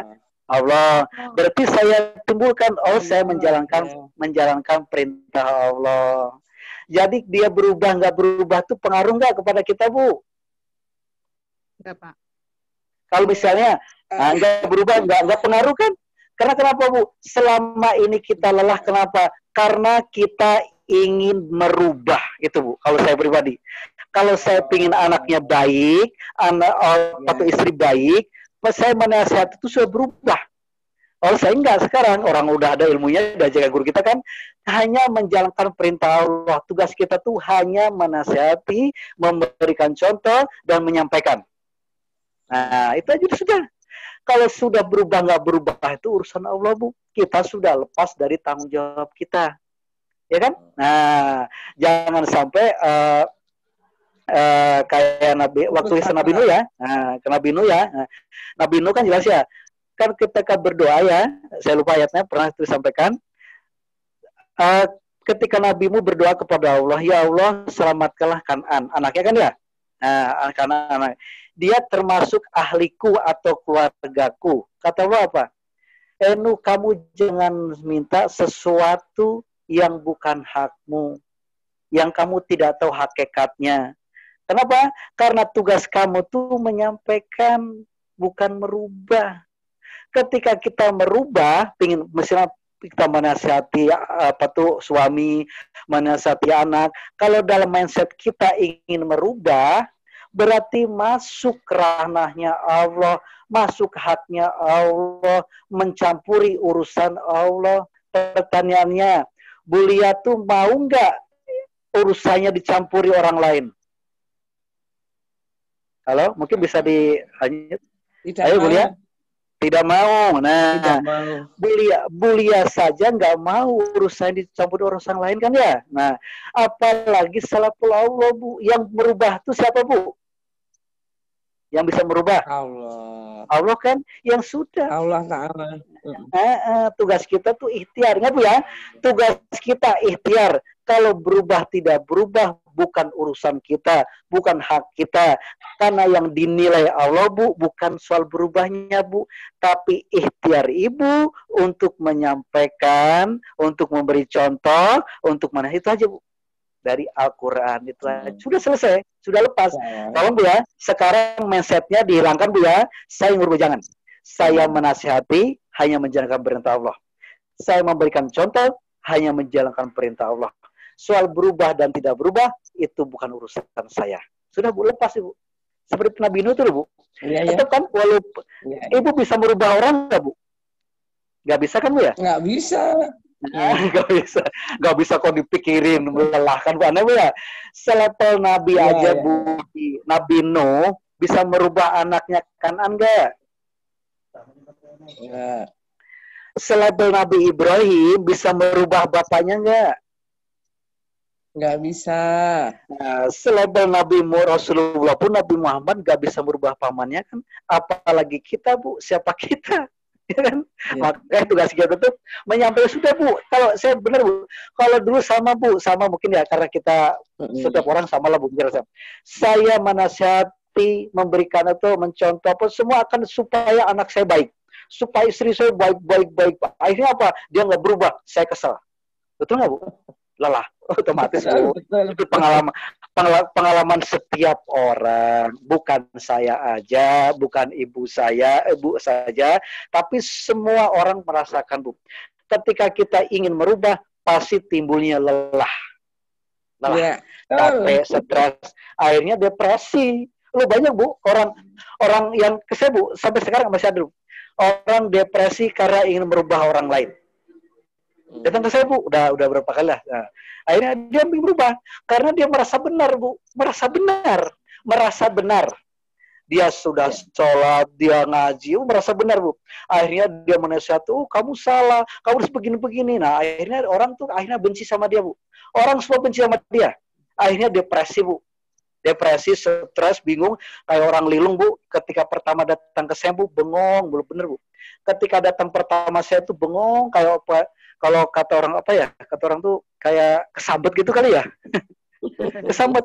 Karena saking depresinya, Bu, dia nah, dia kan salah benar. Saya menyampaikan Al-Qur'an. Betul nggak? Benar. Saya, kamu tuh salah. Kamu tuh harus sholat. Kamu harus begini. Nah, akhirnya kok kamu tuh istilahnya apa? Sesat kok. Akhirnya apa? Akhirnya orang menjauhi, orang membenci dia. Akhirnya dia sendiri yang depresi. Nah, alhamdulillah ketemu saya, Bu, ya, masih proses, mudah-mudahan Allah bimbing. Insya Allah kemarin terakhir sudah mulai tersenyum, mukanya pertama ketemu saya, mukanya kusem, mukanya ditekuk, Bu, karena apa? Udah, Bu, saya bilang sama, ya Ibu tuh, saya tidak menyalahkan, Bu, yang Ibu sampaikan betul dari Al-Quran, tidak salah, karena kita harus amar ma'ruf nahi munkar, betul nggak? Kita harus menyampaikan kebenaran, sampaikan walaupun satu ayat. Tapi tugas kita hanya menyampaikan ya, bukan merubah ya. Rasul diutus itu hanya menyampaikan dengan jelas. Ya. Yang merubah itu urusan Allah. Makanya ketika kita mencampuri urusan Allah, biasanya hati kita senap alias sumpek, Bu. Itu ya. Nah, bagus, Bu, pertanyaannya. Ya, silakan. Ada yang lain? Makasih, Ustaz. Assalamualaikum. Ya, sama-sama, Bu. Waalaikumsalam warahmatullahi. Ya, silakan yang lain, Bu. Kita diskusi, Bu. Snarwoto. Ya. Pak Guru minta share surat 83. Ya, silakan surat 83 ya. Ya. Silakan. Sudah saya share. Ya, silakan itu dibaca, Bu, ya. Silakan dibaca. Makasih, Pak Guru. Surat 53. Ya. Siksaan yang demikian itu adalah karena sesungguhnya Allah sekali-kali tidak akan merubah sesuatu nikmat yang telah dianugerahkannya kepada suatu kaum, hingga kaum itu merubah apa-apa yang ada pada diri mereka sendiri. Dan sesungguhnya Allah Maha mendengar lagi Maha mengetahui. Ya, betul, Bu, ya. Terima kasih, Pak Guru, ya. Baik, ini apa artinya? Berarti tetap kita harus ikhtiar dan kenapa? Karena kita tugasnya ikhtiar dan Allah merubah suatu kaum berdasarkan ikhtiar atau usahanya. Insya Allah, Bu, ya, pengalaman saya, Bu, juga yang saya Pak Guru betul. Ketika kita sudah ikhtiar, Bu, tadi ya, pertama ketika misalnya istri marah atau anak jengkelin, atau pertama saya ikhtiarnya apa? Terima hormati izin Allah, betul nggak ikhtiar saya? Kedua, saya berdoa kepada Allah, minta dibimbing petunjuk. Ketiga apa? Ketika kita memberikan contoh dan ke tempat apa? Menasihat yang baik, terus ya, ikhtiar. Allah tidak akan menyanyiakan usaha kita. Ingat ya, Allah tidak akan menyanyiakan usaha atau ikhtiar kita, Bu. Alhamdulillah, Bu. Saya bersyukur banget sekali terima kasih kepada Pak Guru yang telah bimbing selama ini. Saya ikhtiarnya apa, Bu? Saya bilang tadi, Bu, ya, seandainya mungkin guru saya tidak ketemu guru saya, guru kita, apa yang terjadi, Bu? Saya orangnya sangat keselan, Bu. Sangat keselan, suka kepancing. Kalau udah kepancing itu kadang-kadang saya lepas landas. Bayangin aja, Bu. Akhirnya ketemu guru saya, bersyukur bener, Bu. Saya tuh kalau ketemu guru saya tuh sangat, wah, terima kasih luar biasa, Bu. Saya berubah. Kenapa? Hati yang dulu tuh ketika istri saya marah, Bu, hati saya tuh sangat berjorok panas, pengen marah luar biasa. Tapi alhamdulillah diajarkan suatu metode kehidupan, iman, sabar, sholat, saya terima. walaupun saya apapun apa guncangan, Allah dengan pertolongan Allah, bimbingan Allah, hati saya santai saja alias Allah dibikin tenang oleh Allah, Bu. Itu, Bu. Iya, Bu, makanya. Ya, silakan. Ada Pak Guru mau bantu nih di yang GS. Silakan Pak Guru. Iya, mohon maaf, silakan Pak Guru. Maaf, ya, silakan Pak Guru. Assalamualaikum warahmatullahi wabarakatuh. Waalaikumsalam warahmatullahi wabarakatuh. Saya hanya mau nambahkan sedikit. Jadi apa yang disampaikan Mas Narwoto itu sudah betul. Bahwa manusia itu hanya sebatas mengingatkan, memberi nasihat. Sedangkan yang berhak merubah Allah. Mari kita baca ayatnya dengan pelan-pelan. Silakan ditampilkan Pak Eko.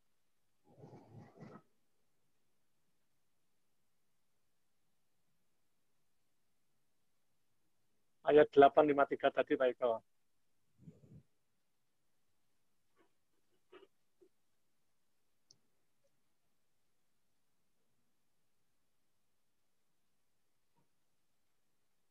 Kita bacakan Pak Guru.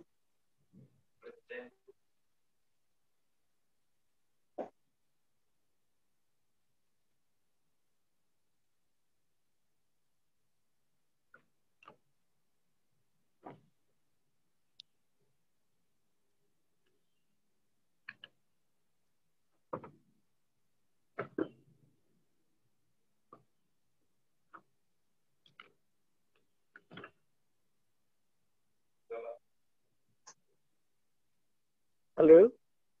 Ya, Bu. Ayatnya Bu sudah Yati. muncul. Kita bacakan ya, Pak. Iya, monggo. Siksaan yang demikian itu adalah, ya benar itu ya, Pak? Ya, 853, silakan. Silakan baca. 853. Ya, 853. Betul, sudah siksaan yang demikian itu. Ya, siksaan yang demikian itu adalah karena sesungguhnya Allah sekali-kali tidak akan merubah sesuatu nikmat yang telah dianugerahkan. Cukup sampai situ. Jadi saya mau menggarisbawahi, ya, ini dalam hal ini jadi dijelaskan masalah siksaan ya. Siksaan yang demikian itu adalah karena sesungguhnya, ini kalimat berikutnya ya, Allah sekali-kali tidak akan merubah. Jadi yang merubah siapa? Allah. Jadi ingat ya, yang berhak merubah itu Allah. Sampai di sini paham ya? Jadi jangan salah paham. Oh, yang merubah itu diri kita sendiri. Tidak. Tadi ayatnya itu yang jelas. Sekali-kali Allah tidak akan merubah suatu nikmat itu yang telah dianugerahkan kepadanya kepada suatu kaum. Jadi di sini yang penting diketahui dulu yang berhak atau yang bisa merubah hanya Allah. Terus kalimat berikutnya, hingga kaum itu merubah apa-apa yang ada pada diri mereka sendiri. Artinya tadi Mas Narwoto sudah menjelaskan Allah merubah itu berdasarkan Allah kan Maha Adil kan? Usaha dari manusia. Jadi jangan kebalik-balik ya.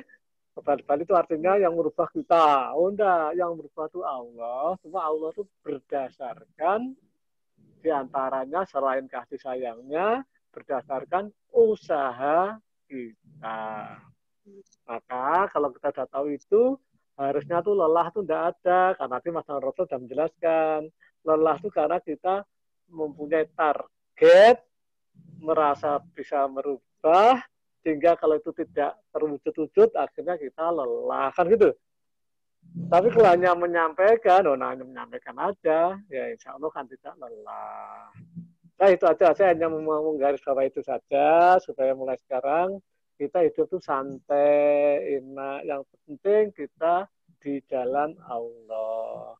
Sehingga kalau di jalan Allah, atau di jalan yang lurus sesuai Al-Fatihah, ihdinas siratal mustaqim, barang siapa orang di jalan lurus siratal ladzina an'amta 'alaihim, yaitu kita akan dapat kenikmatan, tidak dimurkai Allah dan juga tidak tersesat. Itu aja ya intinya ya, sekali lagi tidak usah lelah, mau kita hanya menyampaikan kok, tidak sampai merubah. Cuma apa yang saya sampaikan itu akan mempengaruhi hasil daripada Allah merubahnya. Oke, sampai di sini aja. Mungkin sudah paham ya semuanya. Terima kasih banyak Pak Guru. Terima kasih banyak Pak Guru. Silahkan dilanjut lagi. Nanti kalau perlu tak tambah. Oke, assalamualaikum. Waalaikumsalam warahmatullahi wabarakatuh. Ya, terima kasih banyak kepada Pak Guru kita yang selalu bimbing kita, ngasih pembelajaran kehidupan yang luar biasa, Bu ya. Mari kita sama-sama praktekkan, Bu. Memang hidup ini hanyalah menjalani harus hanya sesuai dengan jalan yang sesuai keinginan Allah, itu aja Bu ya.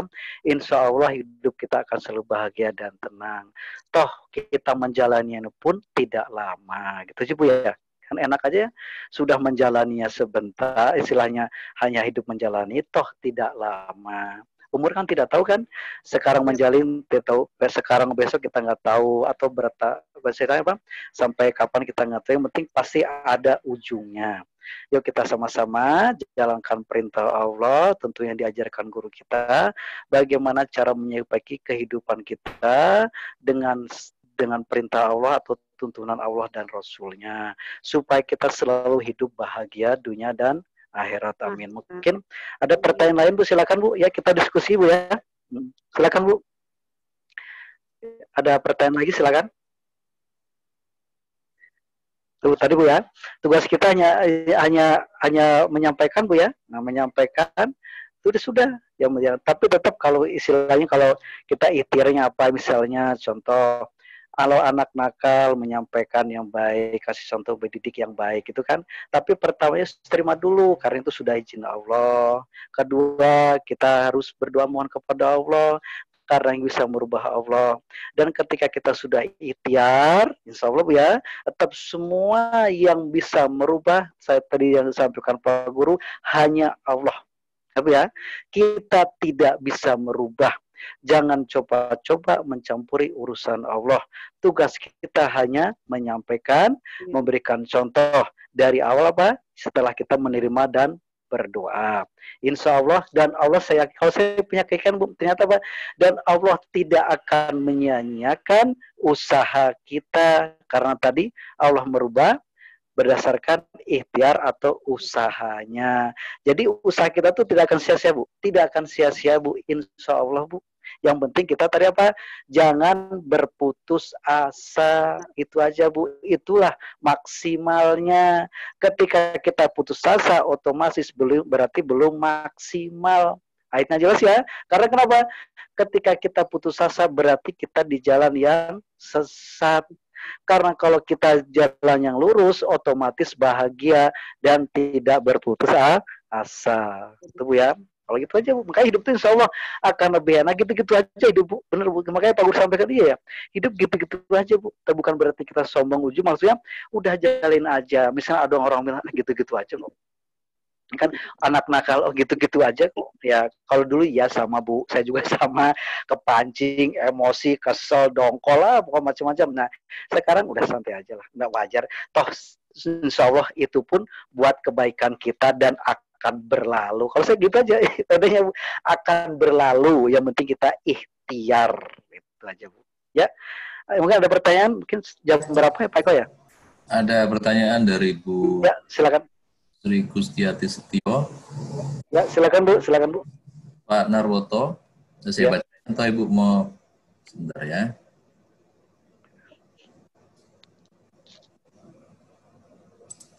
Saya bacain aja. Ya. Kalau mau bangunin suami yang tidur dan sudah waktunya sholat, apakah kita bangunkan? Kalau marah, biarkan saja, yang penting sudah diingatkan ya Pak. Ya, betul ya. Tapi kalau pas kewajibannya kita ingatkan Bu, walaupun itu suami kita. Tapi kalau kita sudah bersama Allah, tadi ya dari apa? Dari kebaikan. Dari kebaikan ya. Berarti apa? Ketika kita sudah mengingatkan, berarti insya Allah ya itu ya. ketika ibu sudah mengingatkan, insya Allah ibu sudah lepas dari tanggung jawab. Karena kenapa? Tugas kita mengingatkan, tapi mengingatkan pun harus baik-baik Bu kepada suami, ya enggak? Kalau dia nolak, ya sudah Bu, ibu jangan dongkol. Bahkan kemarin apa? Jadikan sarana. Karena yang bisa merubah hanya Allah. Sama Bu, saya juga dulu sama Kak Ana, kalau istilah nyuruh kan, kalau nggak sholat kan kesel minta ampun ya. Nah, kalau nggak disuruh ngaji nggak mau. Nah, akhirnya apa? Ya sudah, saya menyampaikan aja. Akhirnya benar Bu. Mungkin ya saya bilang tadi, saya nggak tahu berubah kapan tidaknya, saya tidak tahu ya. Cuma dengan proses saya terima, saya kasih contoh, tugas saya menyampaikan. Tadi Bu, oh anak saya kok jadi mudah disuruh sholat, mudah diajak ngaji gitu loh Bu. Saya nggak tahu. Dan istilah iya ya, ternyata apa, keluarga harmonis itu mudah gitu loh Bu. Padahal dulu sama. Ketika gitu kayak kesel-keselan gimana sih Bu, keluar rumah tangga sekarang, karena tadi tidak saling menerima. Nah, ketika kita sudah saling menerima, oh iya, tugas saya kepada istri hanya membimbing, menyampaikan, berikan contoh. Setelah menerima dan berdoa ya. Nah, dia soal berubah nggak berubahnya itu urusan Allah. Tapi saya keyakinan juga, nah, Allah tidak menyia-nyiakan usaha kita, itu aja Bu, saya yakin itu Bu. Jadi ketika kita sudah ikhtiar, istilahnya pada suami, Pak bangun, sudah waktunya sholat. Antar dulu, bahkan istilahnya dia nggak bangun, atau dia istilahnya malah marah-marah, ya sudah. Ya kan kita sudah menyampaikan, sudah mengajak. Nah, ya sudah, Ibu, tapi ibunya jangan dongkol. Yang penting itu Bu, saya bilang ya, kan kemarin waktu saya misalnya suami marah-marah, bisikan siapa? Kan bisikan setan ya. Terus ibu kesel, bisikan setan juga kan ya. Kira-kira berubah nggak?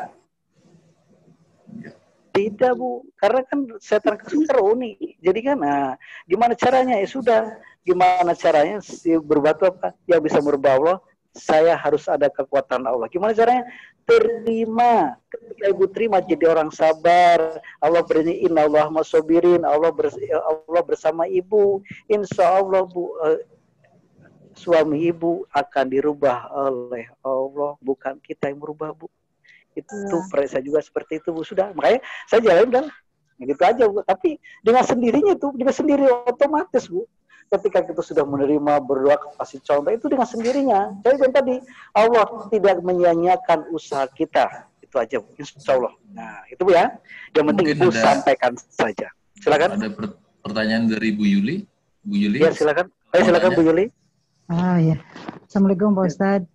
Waalaikumsalam warahmatullahi wabarakatuh. Silakan Bu. Ya, ketika kita sering berdoa dan berdoa itu belum dikabulkan Allah dan kita pasrah aja ya Pak Ustadz. Ya, bukan pasrah Bu. Kalau pasrah tuh nggak ada perbuatan. Penting kita sudah berdoa. Nah, kita berdoa tuh pertama niatkan dulu. Oh, saya berdoa tuh menjalankan perintah Allah. Karena Allah yang nyuruh kita berdoa.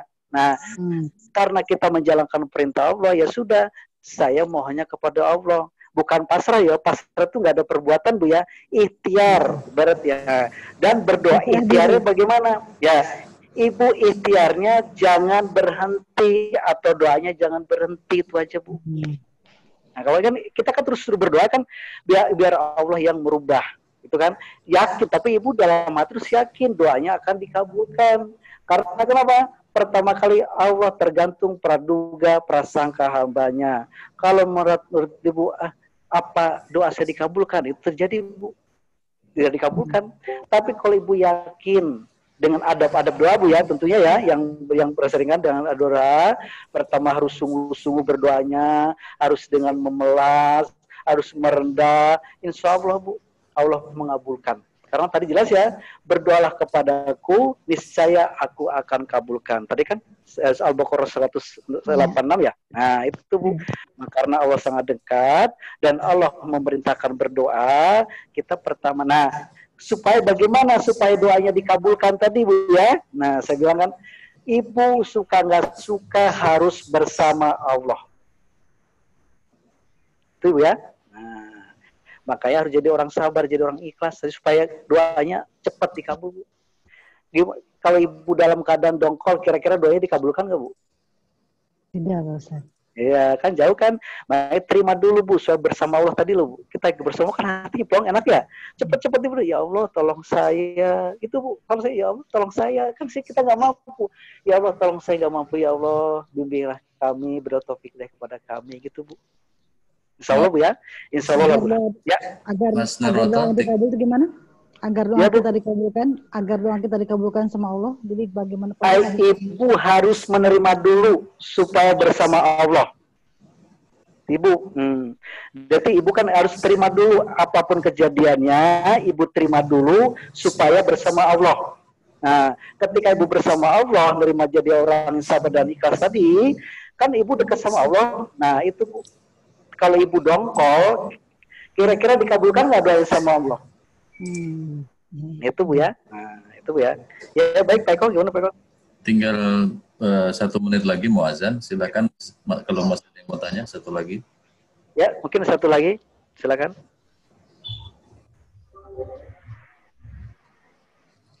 Pak Anto, silakan Pak Anto. Anto lagi sholat, Pak. Sholat.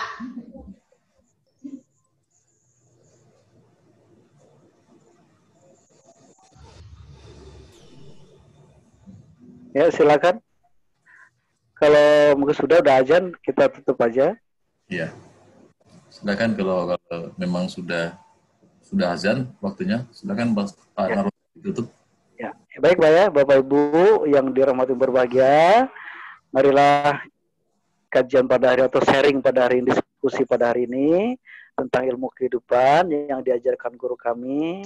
Kita tutup. Sebelum kita tutup, tentunya kita sama-sama berdoa kepada Allah agar yang kita seringkan, kita kaji, Allah memberikan taufik hidayah kepada kita, tentu bisa mudah untuk bisa mengerti, memahami, dan bisa mempraktekkan dalam kehidupan sehari kita. Insya Allah selalu bahagia dunia dan akhirat. Begitu, mari kita sama-sama kita tutup dengan membacakan Fadilah Fatihah, kita mohon kepada Allah. A'udzubillahi minasyaitonirrajim. Bismillahirrahmanirrahim. At-tahiyatul mubarakatuh. Shalawatut thayyibatulillah. Assalamualaikum ayyuhan nabi wa rahmatullahi wa barakatuh. Assalamu alayna wa ala ibadillahi sholihin. Asyhadu an la ilaha illallah wa asyhadu anna Muhammadar Rasulullah. Allahumma sholli ala sayyidina Muhammad wa ala ali sayyidina Muhammad. Ya Allah, yang Maha Pengasih lagi Maha Penyayang, kami mengucapkan suratul Fatihah. Mohon ya Allah, fadilahnya sampaikan kepada junjungan kami baginda Nabi besar Muhammad Sallallahu Alaihi Wasallam beserta keluarganya, kepada para Rasul, para Nabi, para sahabat Rasulullah Sallallahu Alaihi Wasallam beserta keluarganya, kepada Sultan Aulia Syekh Abdul Qadir Jalani, para aulia, para waliullah, para syuhada beserta keluarganya, kepada para malaikatullah, kepada seluruh aparat Allah, baik yang mendampingi kami maupun bertugas menjalankan bumi dan langit beserta seluruh isinya, dan kepada guru kami yang bernama Bapak Antono Basuki bin Prawira Hartono beserta keluarganya, dan kepada guru kami yang lainnya, dan kepada kedua orang tua kami, kepada kedua mertua kami, kepada seluruh ahli kubur keluarga kami, dan seluruh ahli kubur keluarga besar Jamaah Pengajian Ridha Allah, dan kepada seluruh anggota keluarga besar Jamaah Pengajian Ridha Allah, baik masih hidup maupun sudah meninggal dunia, dan kepada seluruh anggota keluarga kami, yaitu anak kami, istri atau suami kami, dan kami sendiri, wabil khusus kami yang hadir atau ikut pengajian diskusi pada saat ini. Al-Fatihah.